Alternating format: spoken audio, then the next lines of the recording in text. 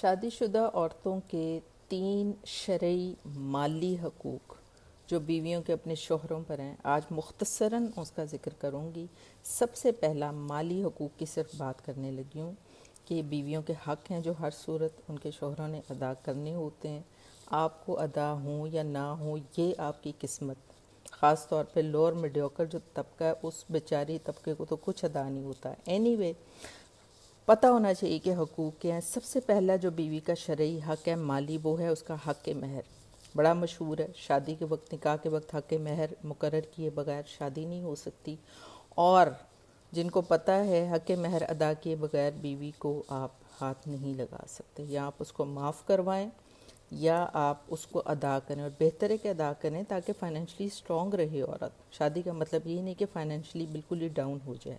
سب سے پہلا اس کا فائنینشیل حق یہ کہ اس کا حق مہر ادا کیا جائے۔ دوسرا اس کا فائنینشیل حق کیا ہے کہ اس کے جو ڈیلی ایکسپینڈیچرز ہیں، روزانہ کے جو اخراجات ہیں، وہ سارے کے سارے اس کا شوہر ادا کرے، جس کے اندر اس کا کھانا پینا ہے، اس کی ٹرانسپورٹ ہے، اس کی طبی سہولیات ہیں، اس نے ڈاکٹرز پہ جانا ہے، جو کچھ بھی اس نے کرنا ہے، اس کی سیکیورٹی کے اخراجات ہیں، اس کی ٹرانسپورٹ کے اخراجات ہیں، اس کو آنا جانا ہے کہیں، اس کے لیے اس کو کرایہ چاہیے، خرچہ چاہیے، یا اس کو ٹرانسپورٹ چاہیے، وہ بھی شرعی طور پر اس کا حق ہے، اس کے شوہر کے ذمے ہیں۔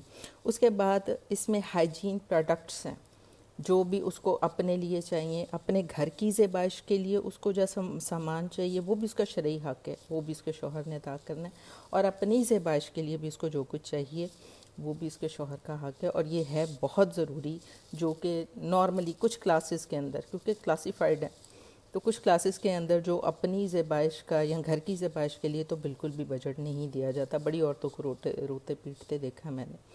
اور لوور میڈوکر کلاس میں، پور کلاس میں تو عورتوں کی شکلیں دیکھ کے پتہ چل جاتا ہے کہ ان کو کم سے کم اپنی ہائیجین پروڈکٹس کے لیے تو 1 روپیہ نہیں ملتا ہوگا۔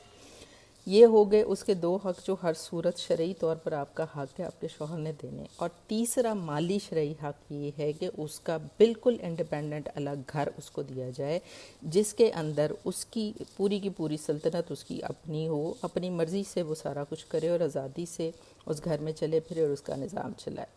تو یہ 3 شرعی حق ہیں مالی عورت کے، جو ہر عورت کو ملنے چاہیے، مردوں پر واجب ہے شوہروں پر دینے چاہیے۔ بس کہہ ہی سکتے ہیں، بہت ساری عورتوں کو ملتے بھی ہیں، لیکن بے شمار ایسی عورتیں بھی ہیں جن کو نہیں ملتے۔